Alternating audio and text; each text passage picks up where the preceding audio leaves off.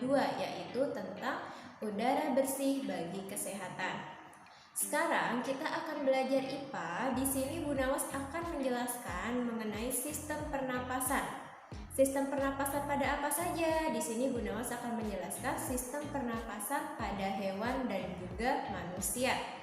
Yang pertama, sistem pernapasan pada hewan. Di antaranya Bu Nawas akan membahas mengenai sistem pernapasan yang ada pada cacing tanah, serangga, ikan, amfibi, reptil, burung, dan juga mamalia.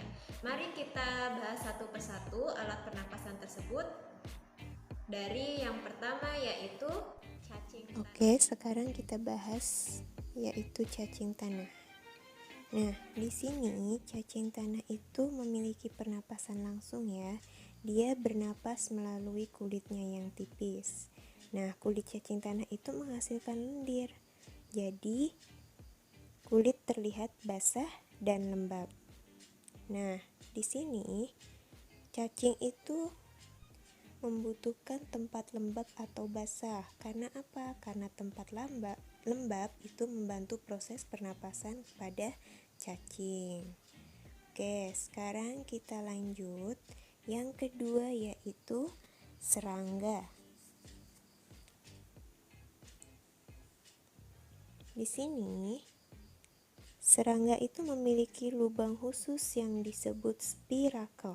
Spirakel itu tempat keluarnya atau masuknya oksigen yang dihirup oleh serangga.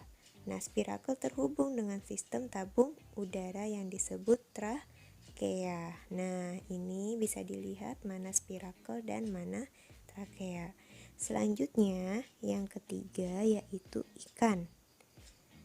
Ikan itu dia bernapas menggunakan insang ya.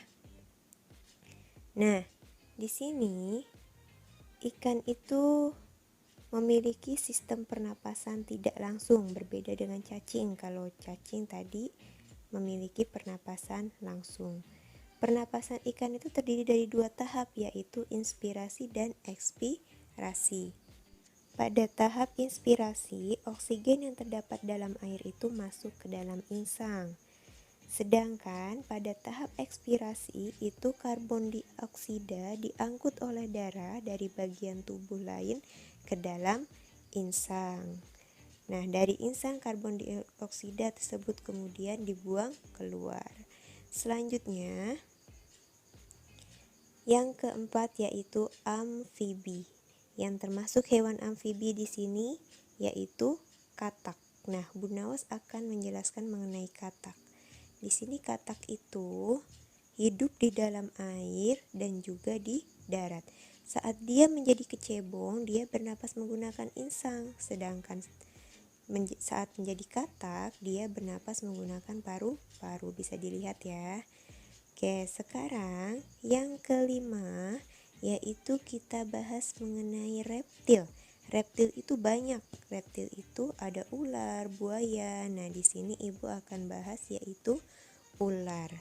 Nah, ular di sini bernapas menggunakan paru-paru. Proses pernapasannya yaitu melalui hidung, batang tenggorokan, lalu ke paru-paru. Selain itu, jika pada reptil yang sering berkubang di air seperti buaya, dia akan tertutup dengan sendirinya lubang hidung itu agar air tidak masuk ke dalam paru-paru. Nah, yang selanjutnya, yang keenam yaitu burung. Burung itu memiliki kantong udara yang berfungsi untuk apa? Untuk menyimpan oksigen saat dia terbang. Jadi, burung itu saat terbang dia tidak menghirup udara. Dia hanya menghirup udara atau bernapas saat dia tidak terbang. Jadi jangan heran ya jika burung itu saat terbang dia tidak bernapas. Oke. Di sini ada dua keadaan pada burung yaitu inhalasi dan ekshalasi. Kalau inhalasi adalah keadaan saat saat kantong udara itu terisi penuh, sedangkan eksalasi sebaliknya ya, kantong udara kosong, sedangkan paru-paru terisi penuh. Yang terakhir kita akan bahas yaitu mamalia. Nah, apa sih itu mamalia? Mamalia itu adalah hewan yang menyusui. Nah, di sini ada hewan mamalia yang hidup di darat dan yang hidup di air. Di sini bisa dilihat yang hidup di darat banyak ya. Nah, sekarang kita akan bahas salah satunya yaitu kuda. Alat pernapasan yang ada pada kuda ini yaitu hidung, pangkal tenggorok, batang tenggorok, lalu paru-paru. Selanjutnya, mamalia yang hidup di air. Di sini Ibu bahas lumba-lumba. Pada lumba-lumba itu dilengkapi dengan katup. Nah, saat dia menyelam, katup akan menutup. Dan saat dia ke permukaan air, katup akan terbuka. Itu pada mamalia air ya, contohnya lumba-lumba. Tadi kita sudah membahas alat pernapasan pada hewan, sekarang kita lanjut kepada alat pernapasan pada manusia. Di sini Bu Nawas akan memperlihatkan nanti ada bagian-bagian paru-paru. Paru-paru itu di dalam paru-paru nanti ada bronkus, bronkiolus, ada alveolus, dan ada banyak lagi ya. Bukan hanya paru-paru tetapi juga tenggorokan. Pokoknya semua yang berhubungan dengan alat pernapasan. Mari kita bahas atau kita pelajari alat pernapasan pada manusia. Oke, sebelumnya Ibu akan bahas bagian-bagian pernapasan. Yang pertama yaitu hidung. Di dalam hidung ini fungsinya apa saja? Penyaringan debu, penyesuaian suhu. Nah, bisa kalian lihat ya. Yang kedua trakea atau tenggorokan. Di sini juga fungsinya banyak. Ada faring, ada laring. Di sini faring tuh. Apa itu faring dan apa itu laring? Bisa dibaca ya. Yang ketiga paru-paru. Oke. Selanjutnya di sini, nah, bisa dilihat gambarnya organ pernapasan pada manusia. Dari rongga hidung, ke faring, laring, trakea, baru ke bronkus, setelah itu masuk ke paru-paru. Selanjutnya, Ibu akan jelaskan mengenai bagian-bagian paru-paru. Pada paru-paru itu terdapat bronkus. Bronkus itu 2 cabang pertama yang ada pada paru-paru. Sedangkan cabang-cabang dari bronkus itu disebut bronkiolus.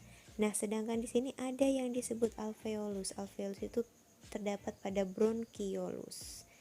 Nah, itu tadi bagian-bagian paru-paru. Sekarang pada manusia itu terjadi 2 pernapasan, yaitu pernapasan perut dan pernapasan dada. Bisa kalian baca apa perbedaan pernapasan perut dan pernapasan dada ya. Kalian lihat juga di situ.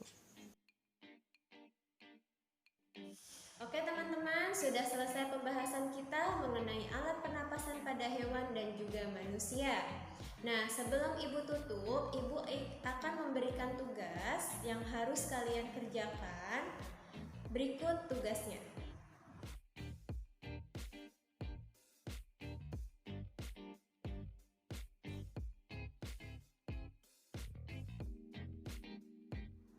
Oke, cukup sekian dari Bu Nawa. Selamat mengerjakan dan selamat belajar. Wassalamualaikum warahmatullahi wabarakatuh.